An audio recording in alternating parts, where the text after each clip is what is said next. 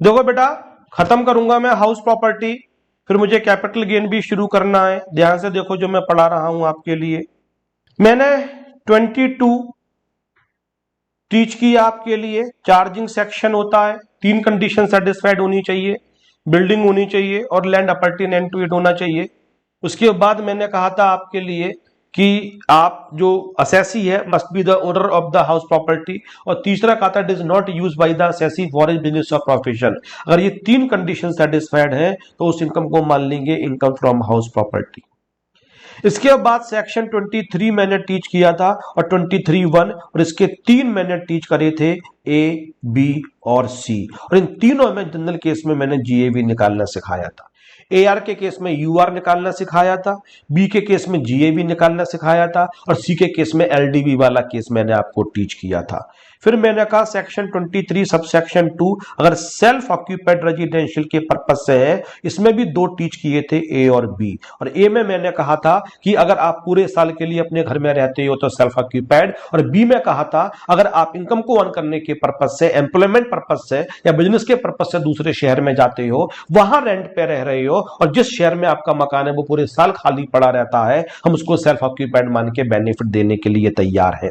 इसके बाद मैंने कहा था सेक्शन 23 सब सेक्शन 3, और मैंने कहा था कोई घर अगर कुछ टाइम के लिए लेट आउट है, कुछ टाइम के लिए सेल्फ ऑक्यूपाइड है, तो इसको हम सेल्फ ऑक्यूपाइड नहीं मानेंगे, इसको लेट आउट मान के इनकम निकाली जाएगी। इसमें फर्क क्या हो जाएगा, ईआर तो हमेशा 12 मंथ्स का लिया जाएगा क्योंकि वो तो 12 महीने का दे रखा होगा, लेकिन जो एआर लिया जाएगा उसको केवल लेट आउट पीरियड का लेंगे, और असेसी के लिए लॉस हो जाएगा क्योंकि जनरली हायर क्या निकल के आएगा, ईआर निकल के आएगा। और फिर सेक्शन 23 सब सेक्शन 4 मैंने टीच किया था, और इसमें मैंने कहा था डीम्ड लेट आउट।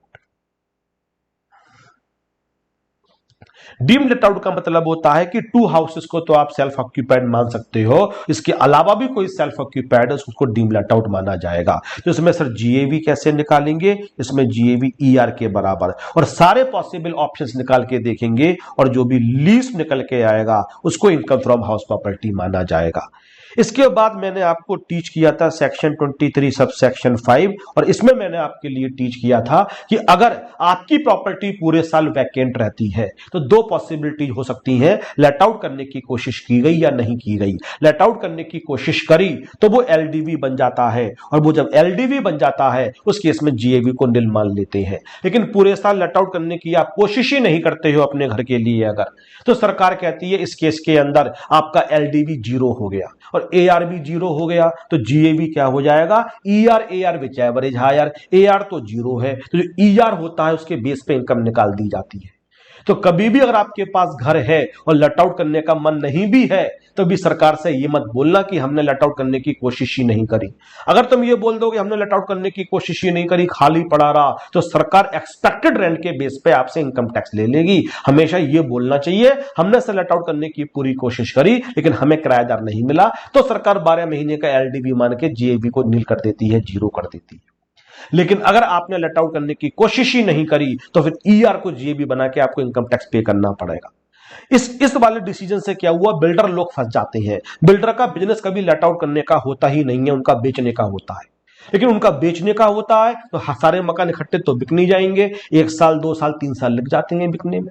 तो अब पूरे साल तक नहीं बिका, सरकार कहती है आपने लेट आउट की कोशिश ही नहीं करी। वो कह रहे सर लेट आउट हमें करना ही नहीं था। बोले तो वही तो हम कह रहे, लेट आउट की कोशिश नहीं करी तुमने।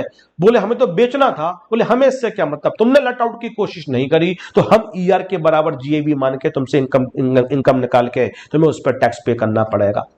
तो इस तरीके से जब बिल्डर बहुत परेशान हो गए तो वो फाइनेंस मिनिस्टर के पास गए। उन्होंने कहा बात तो ठीक है, एक आदमी के पास बेचने की इंटेंशन नहीं है और वो अपने मकान को खाली रखता है, ये तो जुर्म बन सकता है कि तुम भैया लेट आउट क्यों नहीं कर रहे हो, जब लोगों को मकान की जरूरत है तुम किराए पे क्यों नहीं दे रहे हो, तुम भी नहीं रह रहे हो, पूरे साल खाली पड़ा हुआ है, हमें टैक्स पे करो। लेकिन एक आदमी की इंटेंशन बेचने की है ही नहीं, वो लेट आउट करने की है ही नहीं और ना रखने की है, वो तो बिल्डर है, वो तो बेचने के पर्पज से बना रहा है। जब तक नहीं बिक रहे हैं तब तक खाली पड़े हुए हैं। तो सरकार ने टाइम डिसाइड किया, जिस ईयर में घर खरीदा जाएगा या बनकर तैयार हो जाएगा उसके बाद के 2 साल तक मकान बिक जाना चाहिए। तो 2 सालों तक मकान खाली रहता है तो फिर 23(5) के अकॉर्डिंग उसकी इनकम को कंप्यूट नहीं किया जाएगा। लेकिन तीसरे साल भी मकान खाली रहता है तो फिर आपकी हाउस प्रॉपर्टी की इनकम को निकालना शुरू कर दिया जाएगा।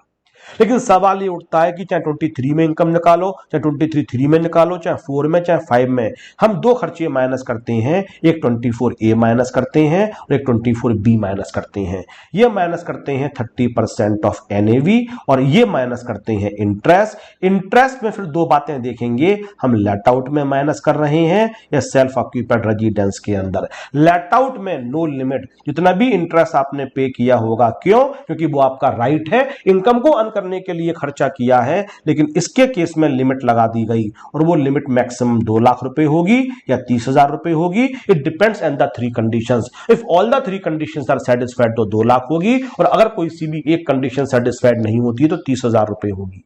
लेकिन डीम लेट आउट के केस में 24B जब हम लगाएंगे तो 2 घर हो जाएंगे तो दोनों पे एग्रीगेट हम 2 लाख रुपए लगाएंगे। यहां भी सेटिस्फाइड, यहां भी सेटिस्फाइड तो 2 लाख की लिमिट लगाएंगे। यहां सेटिस्फाइड, यहां सेटिस्फाइड नहीं तो 2 लाख की लिमिट लगाएंगे। यहां भी सेटिस्फाइड नहीं, यहां भी सेटिस्फाइड नहीं तो 30,000 की लिमिट लगाएंगे।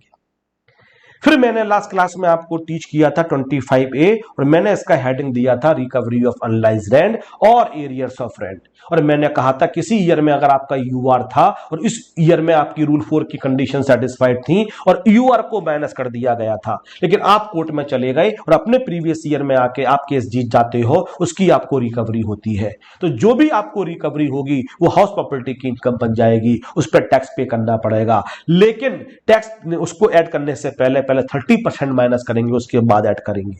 और सर एरियर्स ऑफ रेंट का मतलब क्या होता है? अगर बॉस पिछली डेट से रेंट को बढ़ा देता है तो जो पिछले सालों का बढ़ा हुआ रेंट होता है उसको एरियर्स ऑफ रेंट कहा जाता है और वो भी इसी साल में टैक्सेबल होगा जिसमें रिसीव होगा। लेकिन उसको भी ऐड करने से पहले 30% माइनस करेंगे और फिर बैलेंस आपका टैक्सेबल होगा।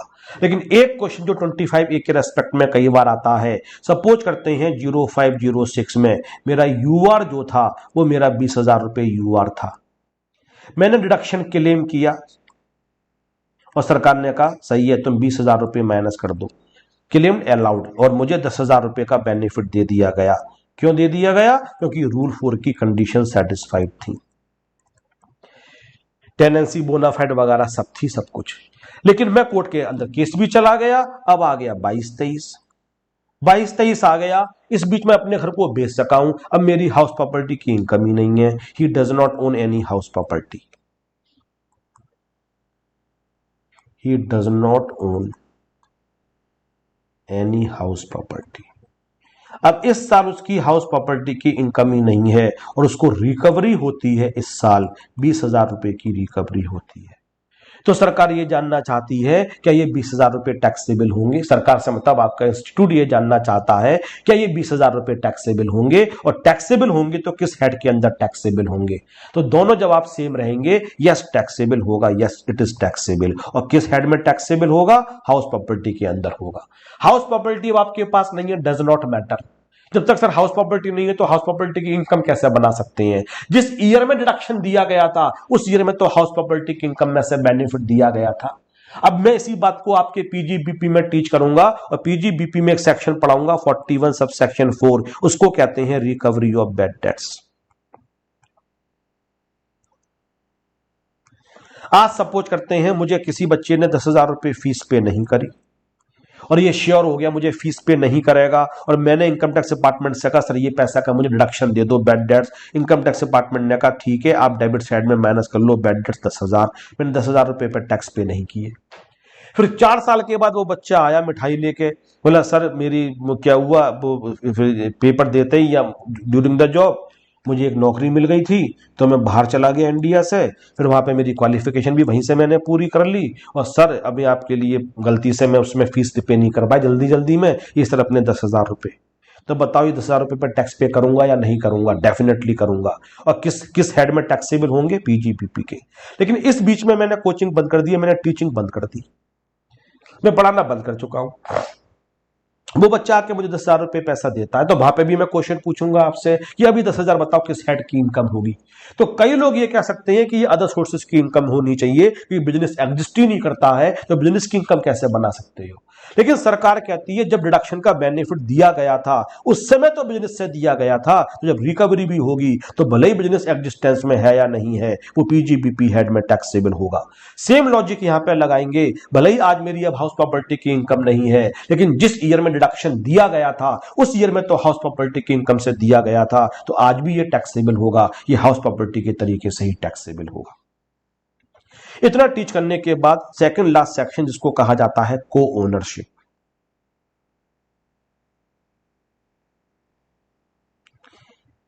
सेक्शन 26,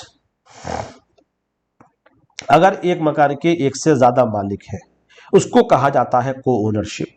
दो या दो से ज्यादा लोग अगर किसी प्रॉपर्टी को ओन करते हैं और मिलके ओन करते हैं दोनों लोग, उनको कहा जाता है को ओनर्स, उसको कहा जाता है को ओनरशिप। तो इस केस में हाउस प्रॉपर्टी की इनकम कैसे निकाली जाए, तो इसमें जो लाइन लिखी हुई है वो बहुत जबरदस्त लाइन लिखी हुई है, वो मैं आपको टीच करूंगा, तो आपको शायद मेरी बात अच्छी तरीके से समझ में आएगी। पेज नंबर 74 के आसपास कहीं होना चाहिए, रफली आइडिया मुझे ऐसा लग रहा है, तो मैंने 74 ऑन ओपन कर लिया। यस, हाउस प्रॉपर्टी तो मैं आ गया। अब पहले मैं को ओनरशिप की एक लैंग्वेज आपको पढ़वाता हूं, उसके बाद मैं आगे चलूंगा। हाउस इज ओन्ड बाई 2 और more than 2 person, then such person are known the co owners. फिर लिखा हुआ है respective share of the owners are definite and ascertainable. Definite and ascertainable, तो ये दो बातें हो जाती हैं। जो इनका शेयर है ये डेफिनेट है एंड असर्टेनेबल है, दोनों काम है। एंड डेफिनेट है, कितना कितना है एग्जैक्टली डिसाइडेड है पहले से, और उसको निकालना भी पॉसिबल है। डेफिनेट का मतलब होता है तुमने अपना रेशो डिसाइड कर लिया, इतना मेरा होगा, कभी बंटवारा हुआ, ये जो पैसा मैंने लगाया इतना मैंने लगाया, इतना तुम्हारा हिस्सा, ये डिसाइडेड है। हाँ डिसाइडेड है, और उस रेशो को निकालना भी पॉसिबल है। कोई ऐसा कॉम्प्लिकेट तरीका तो नहीं है जो निकाल नहीं पाओ, तुमने कहा नहीं निकालना भी पॉसिबल है। Definite ascertainable. और दूसरा केस बैठेगा कि अगर तुमने अपना रेशो डिसाइड ही नहीं किया, को ओनर्स तो हो लेकिन एग्रीमेंट में ये नहीं लिखा हुआ 50-50% के मालिक हैं, या 60-40% के मालिक हैं, या 30-70 के मालिक हैं। एग्रीमेंट में तुमने अपना रेशो नहीं लिखा हुआ है कि रेशो को कितना कितना बांटा जाएगा, कुछ भी डिसाइडेड ही नहीं है। अगर दूसरा वाला केस हो जाएगा, दूसरा वाला केस तो आपके सिलेबस की चीज ही नहीं है, तो फिर इसको कहा जाता है income of association of persons, income of AOP. मैं इंटर लेवल पे ये चीज बहुत बहुत रेयर बताता हूं, बहुत, लेकिन क्योंकि एमसीक्यू आने के कभी बाई चांस आ जाए इसलिए बस केवल मैंने आपके लिए बता दिया।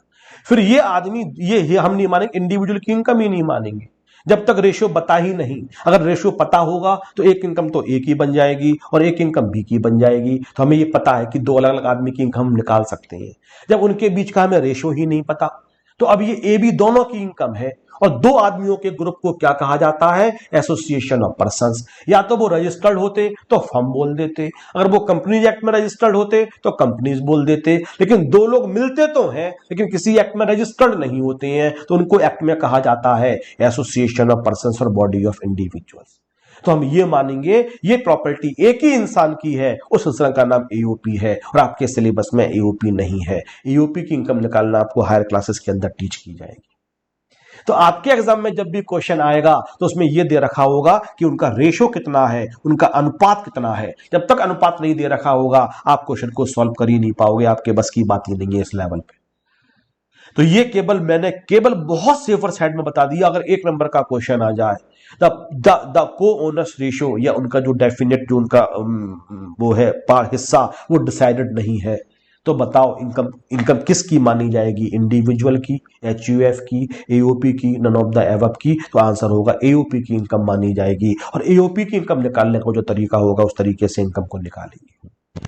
तो हम ये पहले मान लेते हैं कि जो भी क्वेश्चन हम करेंगे अपने लेवल पे, उसमें हमें क्वेश्चन में साफ साफ दे रखा होगा कितने परसेंट का ए मालिक है, कितने परसेंट का बी मालिक है। तो आप क्या करोगे, अगर आपने उसको लेट आउट किया हुआ है घर के लिए, तो पहले एजम्पशन ले लोगे, assume it is let out by one person. ये अज्यूम कर लो कि दो मालिक है ही नहीं, तीन मालिक है ही नहीं, एक ही मालिक है और उसकी इनकम निकाल दो। अब जैसे कि ये एक हाउस प्रॉपर्टी दे रखी है और ये जो हाउस प्रॉपर्टी दे रखी है ये ए एंड बी की है और इनका दे रखा है 1:1 का।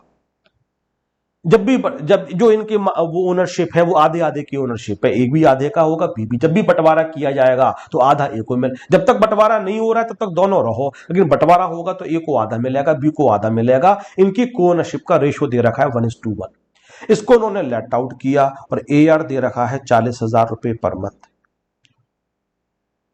और इंटरेस्ट दे रखा है इसके अंदर सपोज करते हैं 60,000 और आपसे कहा जाता 60,000 की जगह मैं यहां पे ले लेता हूं इंटरेस्ट दिया रखा है सपोज 80,000। तो 80,000 अब आपसे मैं कहता हूं इनकम निकालो तो आप लिखोगे GAV 4,80,000।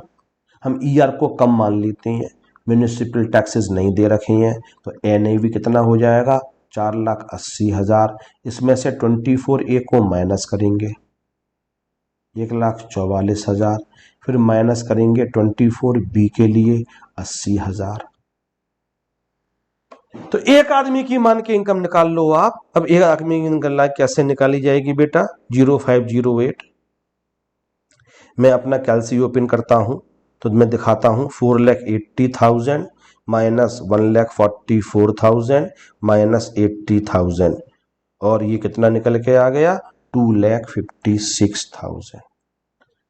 अब ये एक आदमी की इनकम मान के निकाल दी। अब जो भी रेशियो दे रखा है उसमें डिस्ट्रीब्यूट कर दो। ए का डिस्ट्रीब्यूट आधा है तो ए की इनकम हो जाएगी 2,56,000 इंटू 1/2 और 1,28,000 रुपए और बी की इनकम भी कितनी हो जाएगी 1,28,000 रुपए। सर ये तो बहुत इजी है। हाँ डेफिनेटली इजी है।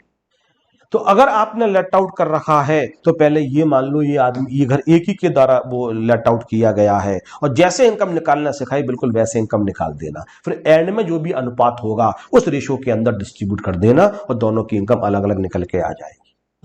लेकिन मजेदार बात कहां से शुरू होती है कि अगर ये घर सेल्फ ऑक्यूपाइड है, एक घर है और ये ए का है और बी का है और रेशियो भी दे रखा है 1:1 रेशियो दे रखा है और ये घर सेल्फ ऑक्यूपाइड है रेजिडेंस, जिसमें ए की फैमिली और बी की फैमिली मिलजुल के दोनों दोस्त रहते हैं, दोनों ओनर्स रहते हैं या आधे आधे रूम इन्होंने बांट लिए रहने के पर्पज से किसी तरीके से बांट लिए और इसका जो इंटरेस्ट दे रखा है वो दे रखा है 80,000 रुपए और 80,000 रुपए दे रखा है इंटरेस्ट और साथ में ये दे रखा है कि कंडीशंस नॉट सेटिस्फाइड।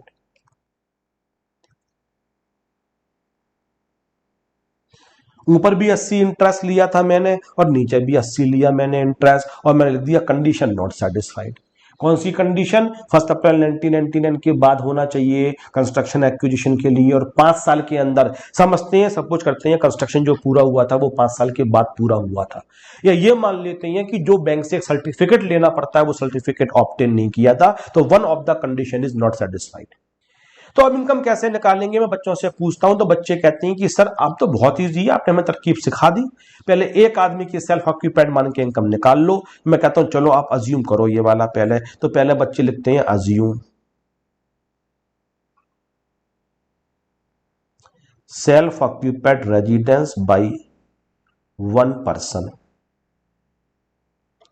मैं फिर कहते हैं इनकम निकालना है सर, मैं कहता हूं निकालो GAV निल, म्यूनिसिपल टैक्सेस निल, NAV निल, 24A निल, 24B। सर कंडीशन सेटिस्फाइड नहीं है तो सर 30,000। तो सर जो सेल्फ ऑक्यूपाइड रेजिडेंस की इनकम निकल के आ गई वो नेगेटिव 30,000 निकल के आ गई।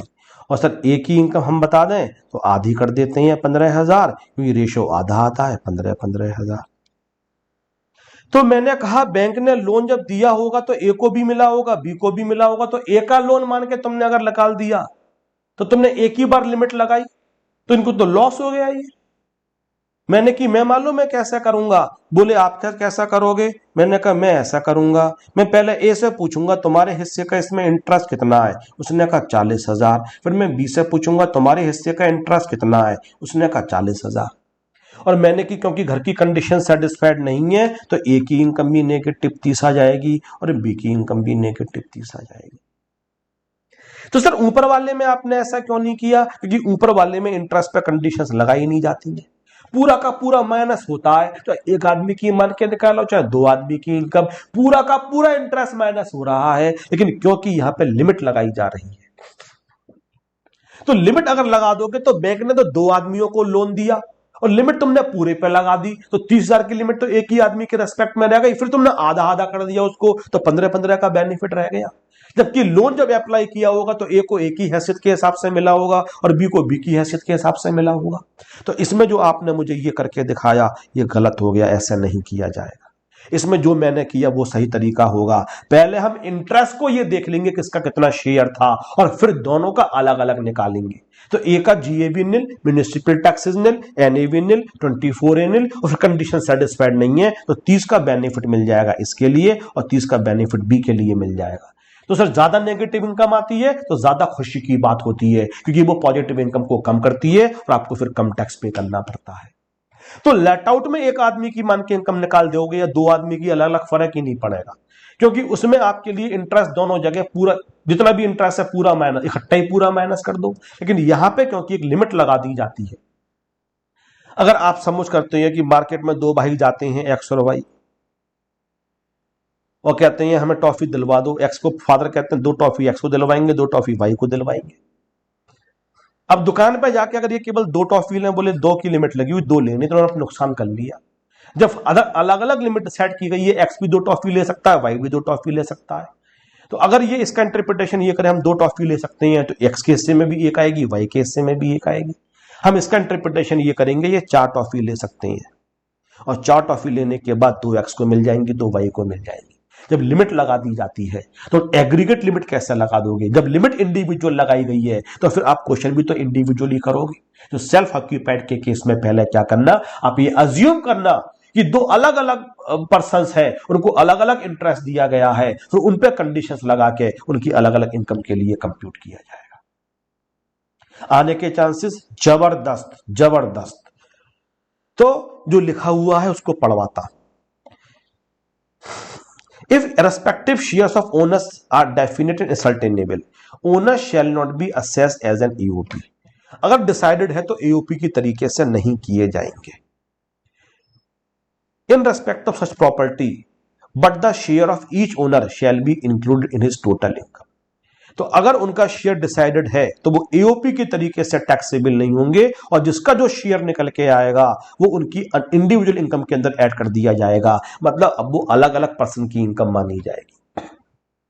लेकिन इसका एक इंटरप्रिटेशन और भी हो गया, अगर ये डेफिनेट नहीं होता या सर्टेनेबल नहीं होता तो फिर एओपी की इनकम मान ली जाती, फिर वो हमारे सिलेबस से बाहर की चीज हो जाती।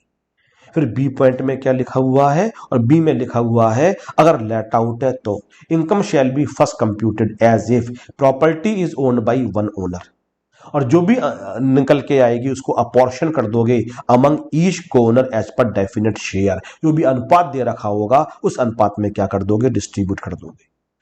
फिर लिखा हुआ है कि अगर self occupied by the coowners, अब लैंग्वेज पढ़ना, each of the coowners, each shall be entitled to the deduction of 30 or 2 lakh on account of interest। each word लिखा है एक्ट के अंदर, each को ओनर, इसलिए एक्स भी 2 लाख 30 या 2 लाख के लिए एंटाइटल होगा और वाई भी 30 या 2 लाख के लिए एंटाइटल होगा। तो अगर पूरे पे लिमिट लगा दोगे तो लिमिट तो आपने एक ही आदमी पे लगा दी ना, जबकि लिमिट दोनों पे अलग अलग लगनी चाहिए। तो सेल्फ ऑक्यूपाइड में पहले क्या करेंगे, इंटरेस्ट हम अलग अलग कर लेंगे और उसके बाद हम अलग अलग कंडीशंस चेक करेंगे और अकॉर्डिंगली इनकम के लिए कंप्यूट करेंगे। तो क्वेश्चन नंबर 20 मैं खुद करके आपके लिए दिखाऊंगा और आपको करने के लिए अलग दूंगा। इक्वल ओनर्स दे रखे हैं तो 1/3 ये हो गया, 1/3 ये हो गया, 1/3 ये हो गया। एक घर था इनके पास, 50% लेट आउट था, 50% सेल्फ ऑक्यूपाइड था। ये लेट आउट है और ये सेल्फ ऑक्यूपाइड है। एमवी 44 लाख तो आधी हो गई 22 लाख, 23 लाख। रिपेयर्स का कुछ नहीं करना है, फाइनेंशियल्स का कुछ भी नहीं करना है, इंटरेस्ट 9 लाख दे रखा है तो 4.5 लाख यहाँ का आ गया, 4.5 लाख यहाँ का आ गया। ग्राउंड रेंट कुछ भी नहीं करना है, कलेक्शन चार्जेस कुछ भी नहीं करना है, और unit 1 remain vacant for 2 months, इसमें एलडीवी दे रखी है 2 महीने की, और एया कितना दे रखा है 2 लाख रुपए पर मंथ, और पहले वाले का 2 लाख रुपए पर मंथ क्या दे रखा है आपके लिए, रेंट दे रखा है। अब केस 1 में कह रही हैं 3 कंडीशंस आर सेटिस्फाइड, अगर सेल्फ ऑक्यूपाइड वाले केस में। अब मैं करके दिखाता हूं। पहले मैं लेट आउट के केस में ये मान लेता हूं एक आदमी की प्रॉपर्टी है, तो पहले ईआर निकालता हूं। 22 लाख और 23 लाख में हायर क्या हो गया, 23 लाख। जब एसआर नहीं गिवन होता है तो इन दोनों में जो हायर होता है वो बन जाता है ईआर। फिर एआर निकालता हूं, वो दे रखा है 2 लाख इंटू 12, वो निकल के आ गया 24 लाख। फिर बेटा एआर निकालता हूं ओइंग टू वैकेंसी,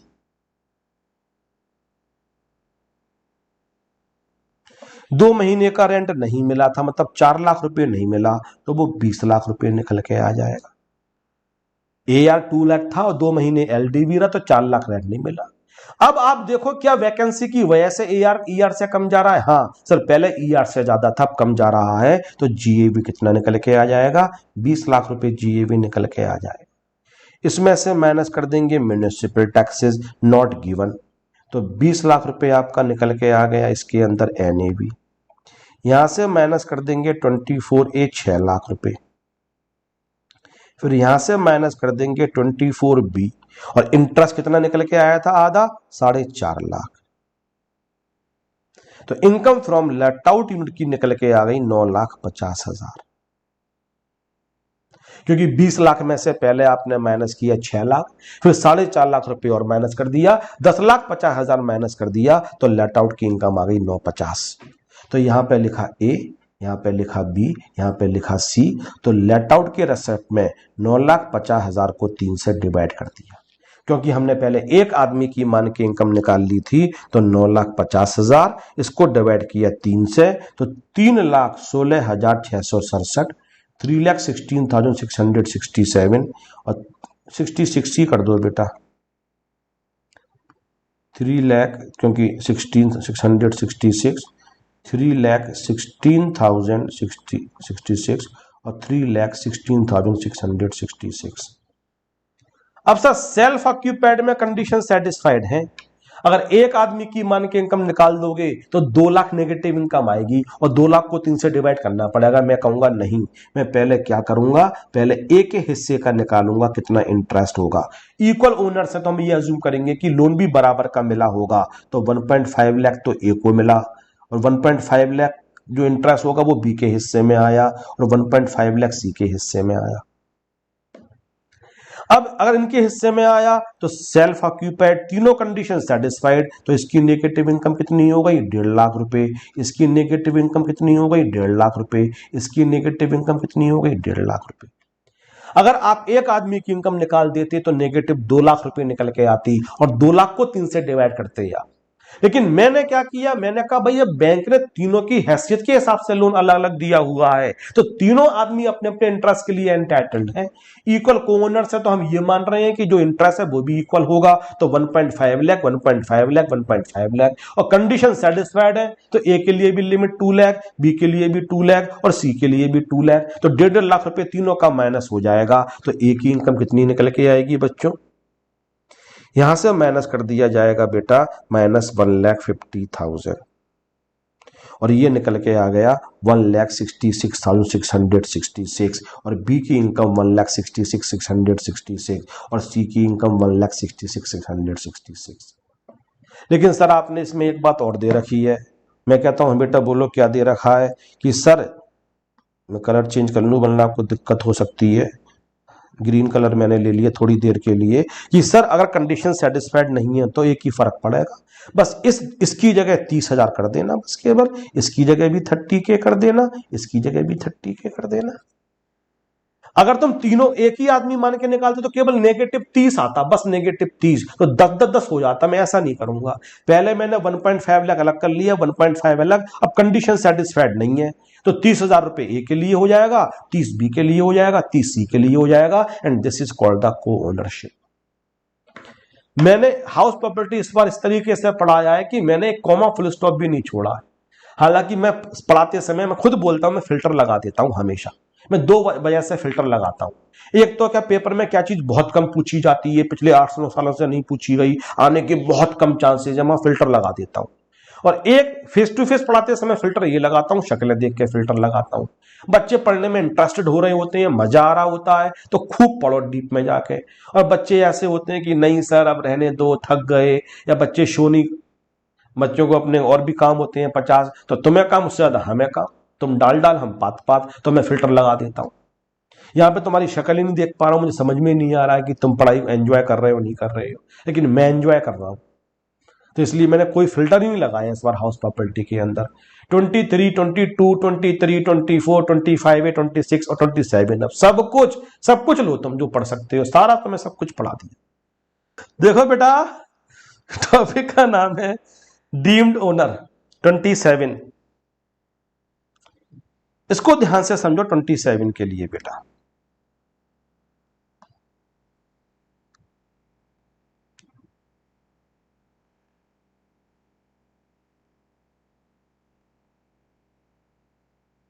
और एक बात और बता दूं, सैलरी के अंदर जो आरपीएफ और एसपीएफ का ट्रीटमेंट है उसमें बहुत बड़ा चेंज किया गया है, जो आपके एग्जाम के लिए एप्लीकेबल होगा।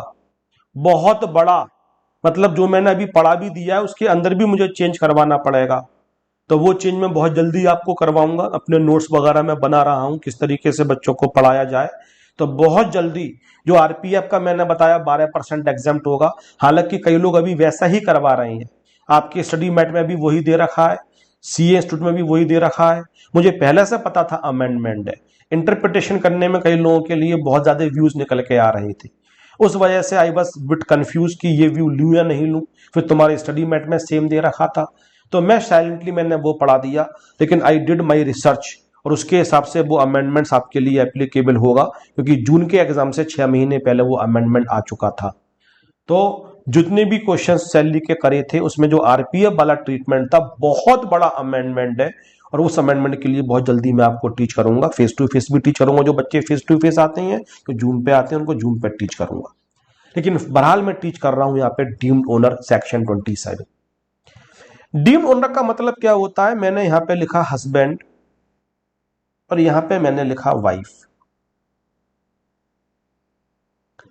अब हस्बैंड की जो अपनी इनकम है वो इनकम है, और सपोज करते हैं वाइफ हाउस वाइफ है, अज्यूम कर रहे हैं she has no income. Husband के पास एक घर भी है। अगर इसको ये लेट आउट करता है तो इसको ये डर है कि मेरी इनकम 30% से टैक्सेबल होगी, क्योंकि ये 30% वाले स्लैब तक पहुंच चुका है। पहले 2.5 लाख तक 0% वाले पे था, फिर 5% वाले पे, फिर 20 वाले पे, फिर 30 वाले पे, और अब जो इसकी इनकम है वो 10 लाख से भी ज्यादा अपने बिजनेस से, अपनी सैलरी से कमाता है। और इसको ये लगता है कि घर को लेट आउट करूंगा तो अब तो वो 10 लाख के ऊपर ही जाएगी, तो मेरी इनकम 30% से टैक्सेबल होगी। तो उसने क्या किया, ये घर अपनी वाइफ के लिए गिफ्ट दे दिया।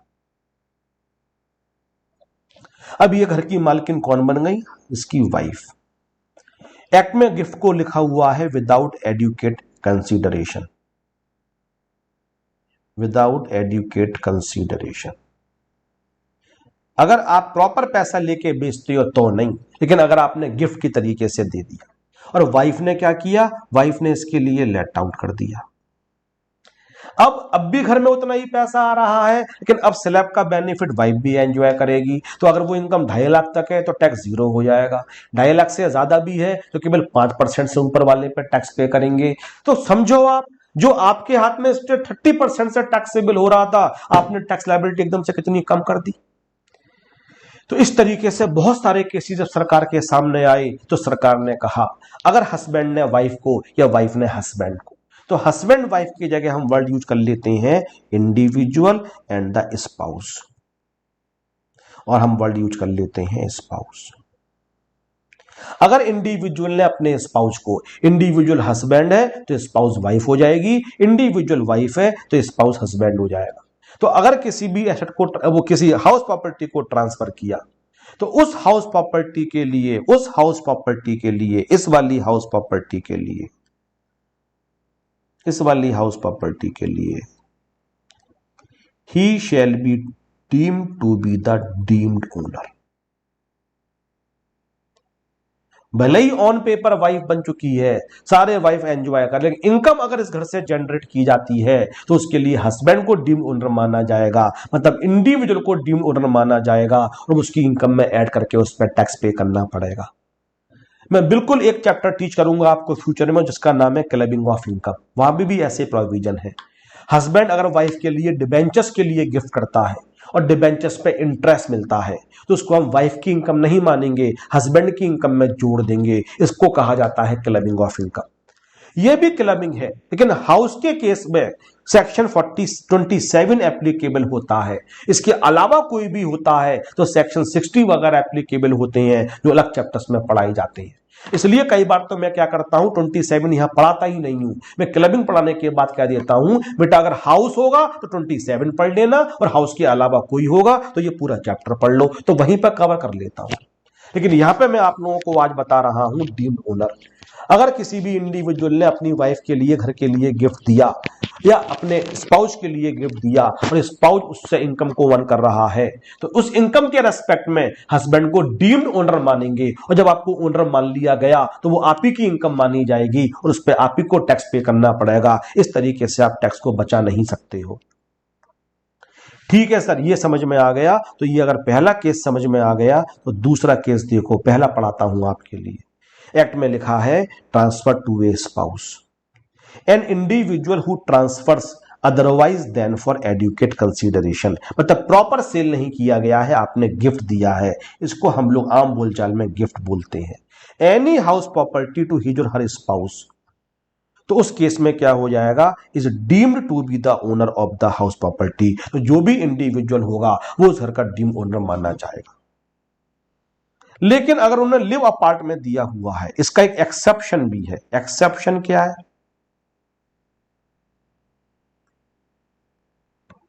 हाउस इज ट्रांसफर्ड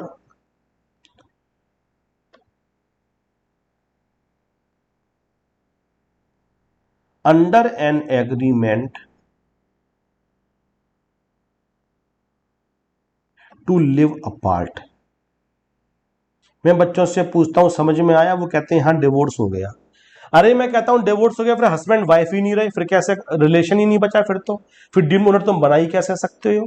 डिवोर्स होने के बाद तो हस्बैंड वाइफ बोल ही नहीं सकते हो, तो फिर क्यों डीम्ड ओनर माना जाएगा। बोले फिर इसका क्या मतलब है, मैंने इसका मतलब है हस्बैंड वाइफ तो हैं लेकिन रह अलग अलग रहे हैं, उसको कहते हैं live apart, agreement to live apart. Court में जाके भी एप्लीकेशन, कोर्ट भी कई बार कहता है कि आप लोग अलग अलग रहो। तो अगर उनका डिवोर्स नहीं हुआ है लेकिन वो लीगली रह अलग अलग रहे हैं तो इसमें कहते हैं to do an agreement to live apart. अब वाइफ कहती है कि मैं अलग कैसे रहूंगी, हस्बैंड वाइफ में जब रिलेशन सही नहीं चल रही हो कई बार, तो दूर रहने से कई बार क्या होता है रिलेशंस बेटर हो जाते हैं, और ये सही बात भी है। दूरी हमेशा दूसरे आदमी की वैल्यू को पता लगाती है कि दूसरे आदमी की लाइफ में वैल्यू कितनी।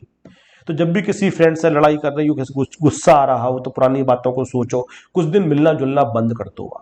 जब मिलना जुलना बंद कर दोगे तो लाइफ में एक खाली स्पेस सा आएगा, और खाली स्पेस सा आएगा तब आपको वो सारी बातें याद आना शुरू होंगी कि हम इस समय हंसा करते थे, हम इस समय।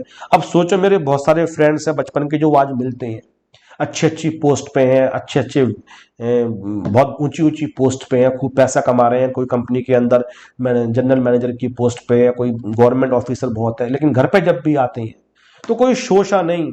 अगर मैं जमीन पे, मतलब इवन जमीन पे कुछ बिछा भी नहीं, जमीन पे बैठ जाते हैं, यार चलो यहीं बैठ कर खाना खाते हैं आराम से, तो हम बीच में खाना रख लेते हैं और सब लोग खाते हैं। अपने बड़े बड़े ऑफिसर्स कहीं जाते हैं तो एटिकेट्स को फॉलो करते हैं, हर तरीके के एटिकेट्स को, और अपने एक रुतबे में रहते हैं।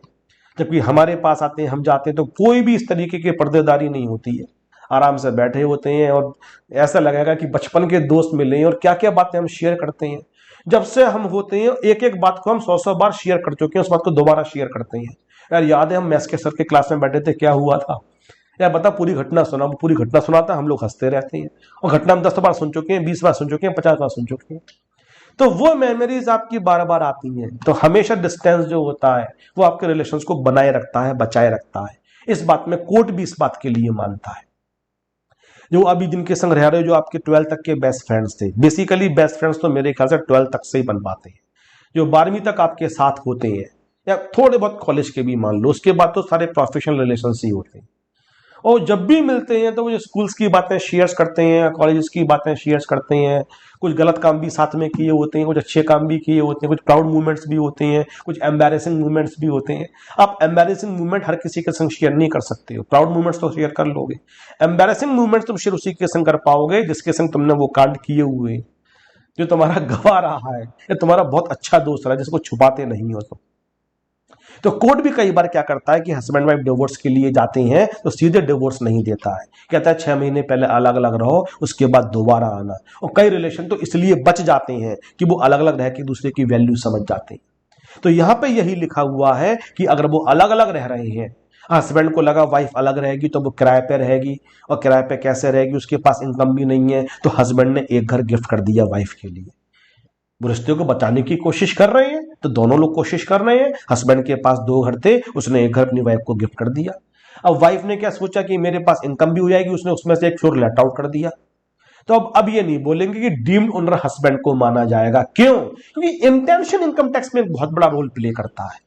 इंटेंशन के बेस पे एक्ट कई बार आपको एक बेनिफिट दे देता है। अब यहां इंटेंशन टैक्स बचाने की नहीं है, ऊपर वाले केस में टैक्स बचाने की इंटेंशन थी, यहां पर रिलेशन बचाने की इंटेंशन है, इसलिए इस केस में क्लबिंग नहीं की जाएगी। फिर दूसरा रिलेशन होता है माइनर चाइल्ड। मिस्टर एक्स है या मिसेज एक्स कह लो, कोई भी कह लो, इनका एक बेटा है। पहले मिस्टर एक्स का एग्जाम्पल ले लेते हैं, और वो माइनर है।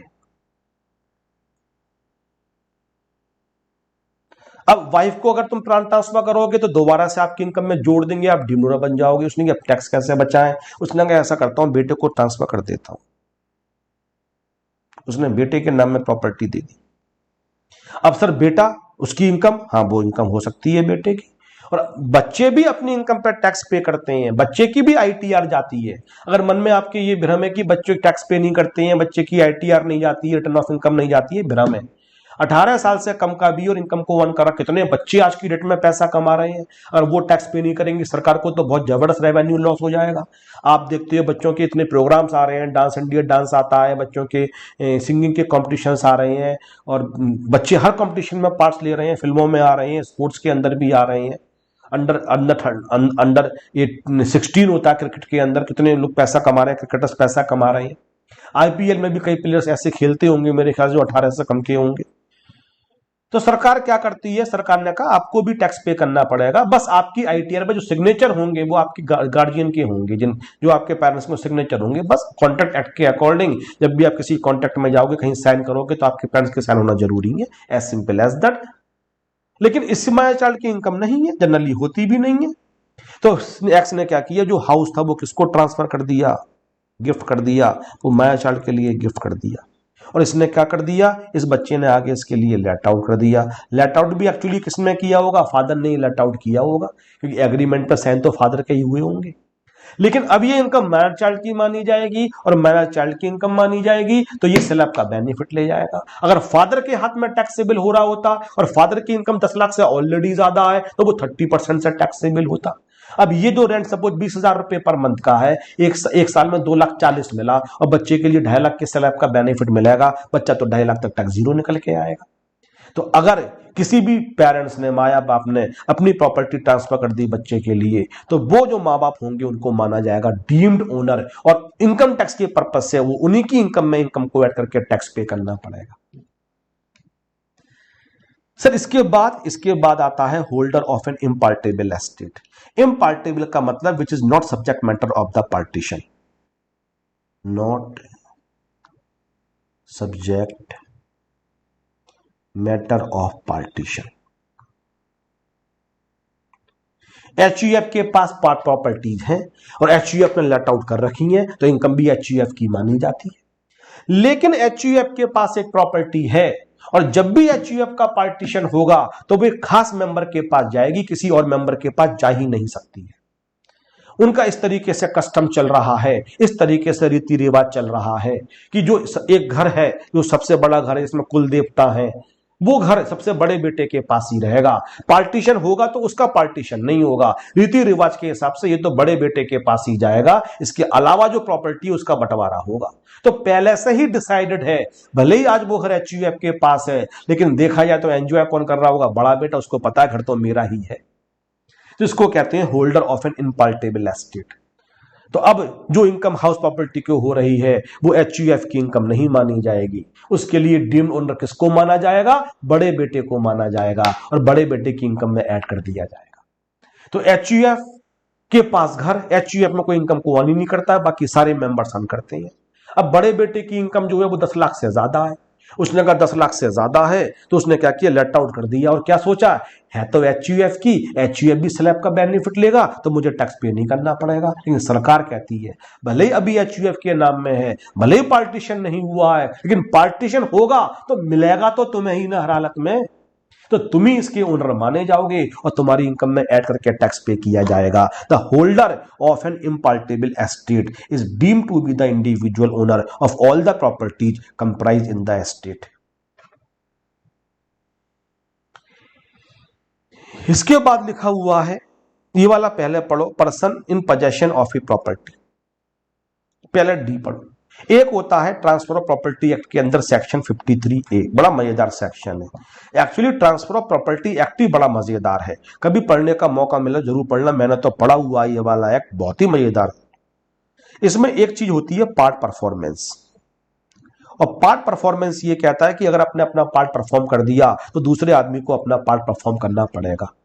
अब जैसे कि आपके बीच एग्रीमेंट हुआ कि आपको मकान खरीदना है और आपने पैसे दे दिए, लेकिन अभी आपके नाम में घर ट्रांसफर नहीं हुआ है, but you have made the payment. अब उस घर को लेट आउट किया जाए तो किसकी इनकम मानी जाए? घर तो किसी और के नाम से है, लेकिन आप पेमेंट कर चुके हो, आप अपना पार्ट परफॉर्म कर चुके हो, तो अब आप सामने वाले को बाउंड कर सकते हो कि उसको मकान ट्रांसफर करना ही पड़ेगा। उसने पैसे एक्सेप्ट कैसे कर लिए? उसने पैसे एक्सेप्ट कर लिए, इसका मतलब अब उसको आपके नाम में मकान ट्रांसफर करना ही पड़ेगा। तो भले ही ऑन पेपर अभी दूसरा आदमी ओनर है, लेकिन इनकम टैक्स के पर्पज से आपको डीम्ड ओनर माना जाएगा, उसको आपकी इनकम के अंदर ऐड कर दिया जाएगा। समझ में आ रहा है? अब मेरे पास एक घर है, मेरे भाई के पास एक घर है, और मेरे भाई से वो घर खरीदा, मैंने भाई को पैसे दे दिए, और मैंने भाई से कहा भाई मेरे नाम में भी ट्रांसफर मत कर, मेरी इनकम तो बहुत ज्यादा है, 10 लाख से ज्यादा, 30% से मैं टैक्स पे करूंगा, तेरी इनकम कम है, टैक्स बचा लेते हैं। सरकार कहती है नहीं, अगर आपने अपना पार्ट परफॉर्म कर दिया तो अब आप डीम्ड ओनर बन गए, अब वो हाउस प्रॉपर्टी के तुम ओनर माने जाओगे और उस पर आपके लिए टैक्स पे करना पड़ेगा। इसी तरीके से होता है member of the cooperative society. Cooperative society में क्या होता है कि बहुत सारे मेंबर्स होते हैं, और वो मिलके मेंबर्स क्या करते हैं? पैसे को कोऑपरेटिव सोसाइटी के दे देते हैं। कोऑपरेटिव सोसाइटी ने क्या किया? उससे जमीन खरीद ली, उस पर क्या कर दिए? फ्लैट्स बना दिए, और एक एक फ्लैट एक मेंबर को लाइफ टाइम के लिए दे दिया कि तुम हमेशा इस मकान में रह सकते हो। कोऑपरेटिव सोसाइटी, मिलजुल के काम करना, कोऑपरेटिव सोसाइटी। आप फाइल में आओगे तो कोऑपरेटिव सोसाइटी आपको डीप में पढ़ाई जाएगी। एक सेक्शन 80P पढ़ाऊंगा अगर मेरे पास आते हो, वरना जहां भी जाओगे वो सर आपके लिए पढ़ाएंगे। तो कोऑपरेटिव सोसाइटी, अकेले वो गाना है ना एक दिलीप कुमार का नया दौर मूवी का, साथी हाथ बढ़ाना, एक अकेला थक जाएगा मिलके बोझ उठाना। पता नहीं सुना है नहीं सुना है। कल तो मैं एक बैच में गाना बच्चों को बता रहा था, जब भी जी चाहे नई दुनिया बसा लेते हैं लोग, एक चेहरे पे कई चेहरे लगा लेते हैं लोग। कृष्णा साहब बैठे हुए हैं नहीं बैठे हुए हैं? वो गाना किसने नहीं सुन रखा था? अरे भाई पुराने जमाने। क्या? पहले वाला सुन। अच्छा पहला वाला सुना हुआ है। तो लता मंगेशकर का सॉन्ग है भाई, तुम नए जमाने के हो, तो हम भी इतने पुराने जमाने के नहीं है, और तुम्हारे जमाने के हम भी तो हनी सिंह सुन रहे हैं ना, बादशाह सुन रहे हैं, MC स्टैन को झेल रहे हैं ना हम लोग भी। तो तुम भी हमारे जमाने के थोड़े बहुत गाने तो सुनो यार, हमारे जमाने के, पुराने जमाने, मुझसे भी पुराने जमाने के, तब भी मुझे याद है। तो म्यूजिक होता है, अच्छा हो या बुरा हो। लता मंगेशकर को नहीं सुनते हो, किशोर कुमार को नहीं सुनते हो, मोहम्मद रफी को नहीं सुनते हो, तो तुम क्या लूज कर रहे हो तुम्हें पता ही नहीं है। और इंटरेस्ट क्रिएट कैसे होगा? सुनो 4-5 दिन तुम इनके लिए, 10 दिन सुनो तो मीनिंग समझ में आना शुरू होगा, तब तुमको समझ में आएगा कि क्या चीज है। सर पहले के गानों के अच्छे मीनिंग होते हैं। हाँ, राहत फतेह अली खान पुराना नहीं है, मोहम्मद रफी को सुनो यार, क्या क्या गाने थे मोहम्मद रफी, जब भी ये दिल उदास होता है जाने कौन आस पास होता है। कभी सुनो इस गाने के लिए जो मैं बोल रहा हूं, मोहम्मद रफी का गाना। तो वो गाना किसी पूरे बैच में किसी ने सुन रखा था, फिर यूट्यूब पे लाकर वो गाना सुनवाया मैंने बच्चों के लिए। तो इसी तरीके से दिलीप कुमार का गाना है, साथी हाथ बढ़ाना एक अकेला थक जाएगा मिलके बोझ उठाना। Actually it is the cooperative society, cooperative society. तो इसका मतलब क्या होता है कोऑपरेटिव सोसाइटी का, कि मिलजुल के काम करना। किसानों ने फसल पैदा करी, अब फसल लेके वो मार्केट में जाएंगे, तो उनके लिए जो आपके लिए मंडी में बैठा होगा बिजनेसमैन, वो कच्चा चावा जाएगा, मन माफिक पैसे नहीं देगा, वो उनको इतने कम ले लो, उनसे बार्गेनिंग करेगा। उनको पता है इसके पास होल्ड करने के लिए जगह नहीं है, कहीं और रखने के लिए इसके पास किराया नहीं है, बेचना तो इसको है ही, तो अब उसके लिए क्या करेगा, सही दाम नहीं देगा। तो किसान अपने अनाज को किसको बेच देते हैं, एक अपनी सोसाइटी बनाते हैं, कोऑपरेटिव सोसाइटी, उसके मेंबर्स कोऑपरेटिव सोसाइटी को बेच देते हैं। अब कोऑपरेटिव सोसाइटी के पास पूरे गांव का अनाज आ गया, किसानों का अनाज आ गया। अब आप एक पावरफुल बन गए, अब आप किसी के संग बार्गेनिंग कर सकते हो। अब जिसको खरीदना है वो कहां से खरीदेगा, कोऑपरेटिव सोसाइटी से वो खरीदेगा। तो किसानों और जो गरीब लोग होते हैं उनके हितों की रक्षा करने के लिए, जो पावरफुल नहीं है, वो मिलकर एक सोसाइटी बना लेते हैं, इसको कहा जाता है कोऑपरेटिव सोसाइटी। अब सपोज करते हैं मैं भी नहीं खरीद पा रहा हूं, आप भी नहीं खरीद पा रहे हो, पसंद साहब भी नहीं खरीद पा रहे हैं, धीरज भी नहीं खरीद पा रहे हैं, स्नेहा जैन भी नहीं खरीद पा रही हैं। हमारे पास सबके पास 20-20 लाख रुपए हैं, 20 लाख में दिल्ली में क्या होगा। तो हमने कोऑपरेटिव सोसाइटी बना ली, 20 लाख रुपए मैंने दे दिए, 20 लाख रुपए का धीरज ने कर दिया, 20 लाख रुपए स्नेहा जैन ने दे दिए, 20 लाख रुपए बसंत ने दे दिए, 2-3 करोड़ रुपए इकट्ठे हो गए। 1 करोड़ रुपए की जमीन ले ली, उस पर हमने फ्लैट्स बना लिए। अब कोऑपरेटिव सोसाइटी की जो गाइडलाइंस थी उसमें क्या लिख दिया गया, मेंबर्स जो थे उनके लिए एक एक घर अलॉट कर दिया गया as per the scheme of the society. अब मकान तो अभी कोऑपरेटिव सोसाइटी में है और सोसाइटी के हम ही मेंबर्स हैं, हम जो मानेंगे वो होगा। तो ये member of the cooperative society company or other association of persons to whom a building or part thereof is allotted or lease under a house building scheme of the society. तो एक एक घर दे दिया गया, इस हाउस बिल्डिंग स्कीम के अंदर मिलके घर बनाएंगे और एक एक घर के अंदर आप रह सकते हो, वो आपका घर माना जाएगा। ऑन पेपर तो अभी भी वो कोऑपरेटिव सोसाइटी का है, लेकिन आपके लिए अलॉट कर दिया गया, लीज पे आपके लिए दे दिया गया, तो आप डीम्ड ओनर माने जाएंगे। अगर आप उसको लेट आउट करते हो तो आप ये नहीं कहोगे कि ये तो कोऑपरेटिव सोसाइटी का है तो उसकी इनकम मानी जाएगी, नहीं। आपके लिए वो मकान रहने के लिए दिया गया है, आपका राइट है उस मकान में रहने का, तो आपकी ही हाउस प्रॉपर्टी की इनकम मानी जाएगी और उस पर आप ही के लिए टैक्स पे करना पड़ेगा। फिर एक और होता है person having right in property for period not less than 12 years. बहुत डीप में तो मत चलो इसके लिए भी, बस एक छोटा सा मैं आपको एग्जांपल देके बता देता हूं। किसी प्रॉपर्टी में अगर आपको रहते रहते 12 महीने 12 साल से ज्यादा हो जाते हैं, नॉट लेस देन 12 ईयर्स, 12 से कम नहीं होने चाहिए, 12 या उससे ज्यादा हो जाते हैं, तो अब मकान मालिक आपसे वो प्रॉपर्टी खाली नहीं करवा सकता है। अब आप मालिक नहीं बने हो, लेकिन वो खाली नहीं करवा सकता है। आप लाइफ टाइम तक उस मकान में रेंट पे करके रह सकते हो, आप खाली करने का रेंट उसका खत्म हो जाता है। जब आपका मन हो तब खाली करना, 4 साल के बाद, 8 साल के बाद। सरकार ये मानती है 12 साल तक आपको अपने मकान की जरूरत नहीं थी और एक आदमी उसमें 12 साल से रह रहा है, अब उसका आशियाना आप नहीं उजाड़ सकते हो। आप किसी को 1 साल के लिए दो, खाली करवा लो, उसके इमोशंस ही अटैच नहीं हुए। कोई 12 साल तक मकान में रहा, एक जनरेशन उस मकान के अंदर रही, अब जनरेशन उस मकान के अंदर रही, उसने अपने बच्चों को पढ़ाया, बच्चों की शादी भी करी होगी, खुशी देखी होगी, आसपास के लोगों से उसने अपना व्यवहार भी बनाया होगा। अब आप कहते हो खाली कर दो। 12 साल के बाद किसी आदमी को उसके पिंजरे से उजाड़ देना, पिंजरा कह रहा हूं, घोंसले से उजाड़ देना उसके लिए, भले ही वो आपकी जगह पे बना हुआ था, इससे क्या फर्क पड़ता है। सरकार कहती है नहीं, अब तुम खाली नहीं करवा सकते हो, ओनर तुम ही हो लेकिन तुम खाली नहीं करवा सकते। अब क्या हुआ, जो किराएदार रह रहा है उसके अंदर, अब वो क्या कहा, मैं तो रहूंगा इस मकान में, मैं तो बन गया मेरे लिए, अब तो खाली नहीं करूंगा। और वो क्या करता है, आधा घर उसमें से लेट आउट कर देता है। 2 फ्लोर थे उस मकान के, 1 फ्लोर अपने पास रखता है, ऊपर वाला फ्लोर क्या कर देता है, लेट आउट कर देता है। तो अब जो इनकम होगी वो किसकी मानी जाए। जब तुम्हें रहने का राइट मिल गया उस मकान के अंदर, तुम ही रहोगे, तो उस मकान से इनकम भी होगी, तो वो तुम्हारी इनकम मानी जाएगी। अब वो सबलेटिंग नहीं माना जाएगा, अदर सोर्सेज की इनकम नहीं बनाएंगे। अब जिस प्रॉपर्टी को लेट आउट किए गए उसको फर्दर लेट आउट करते हो तो वो हाउस प्रॉपर्टी की इनकम नहीं बनती है, वो बनती है आपके लिए अदर सोर्सेज की इनकम। और क्यों, क्योंकि एक्ट में लिखा हुआ है SSC must be the owner of the house property. तो वो हाउस प्रॉपर्टी की इनकम नहीं बनती है, लेकिन इस वाले केस में वो हाउस प्रॉपर्टी की इनकम बनेगी। क्यों? इसको मकान में लाइफ टाइम रहने का राइट मिल गया, वो एक तरीके से डीम्ड ओनर बन गया। और तुम डीम्ड ओनर बन गए, ओनर नहीं डीम्ड ओनर, तो तुम उस हाउस प्रॉपर्टी के लिए ओनर माने जाओगे और वो तुम्हारे हाथ में इनकम टैक्सेबल होगी। एक्चुअल जो ओनर है उसके हाथ में टैक्सेबल नहीं। इसलिए इस टॉपिक का नाम था डीम्ड ओनर। कान खोल के अच्छे तरीके से सुन लो, मुझे कुछ भी नहीं सोच सुनना है, ये सारे क्वेश्चंस करके लेके आनी है। मैं हर क्लास में, जैसे सैलरी के क्वेश्चंस आपने मुझे याद ही नहीं दिलाए कि सर डिस्कस कर लो 20 के बाद, ये जितने क्वेश्चंस यहां पे दे रखे हैं 21 से लेके 26 तक, ये सारे आपको करके लेके आने हैं।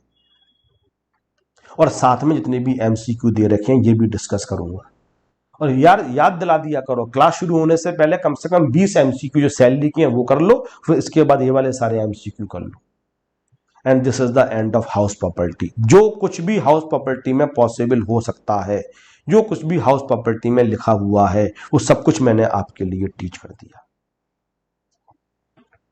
अब जैसे कि ये question 21, R gifted his house property to his wife in 2000। R has let out the house property at the rate of, his wife को कर दिया है, तो यहां आर की जगह मिसेज आर आना चाहिए, मिसेज आर। 2000 में गिफ्ट करी थी, इससे क्या फर्क पड़ता है, कभी भी गिफ्ट करो। Mrs R has let out the house property at the rate of 5000 per month, the income from such house property will be taxable in the hands of Mrs R? No. R however income will be computed first as Mrs. R's income and thereafter clubbed in the income of the R. R, as he will be treated as the deemed owner and liable to tax. C is the correct answer. वो आपके लिए are की income ही मानी जाएगी, क्योंकि are को क्या माना जाएगा, डीम्ड ओनर माना जाएगा, और he is liable to the tax. C is the correct answer. इस तरीके का क्वेश्चन एग्जाम में आता है, ये आप ही के एग्जाम से क्वेश्चन लिया गया है, आपके एग्जाम में ऑलरेडी आ चुका है ये वाला क्वेश्चन।